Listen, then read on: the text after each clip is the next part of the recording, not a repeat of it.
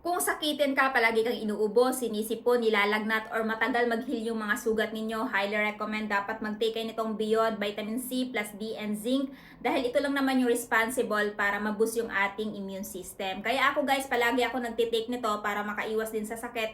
At the same time, since meron siyang vitamin C, and alam naman natin basta vitamin C guys, nakakaglow to ng skin. At the same time, nakaka-protect din ng ating skin barrier. At alam nyo ba na ang vitamin C ay ang responsible sa pagbibuild ng collagen production sa katawan natin para mapanatiling glowing at young yung skin natin at maiwasan ang mga wrinkles. Kaya naman, hindi ko talaga ini-skip, kumakain talaga ako nito everyday. So, depende na lang sa inyo guys kung kailan nyo siya kakainin, after breakfast pa, after lunch ba, or after dinner ba.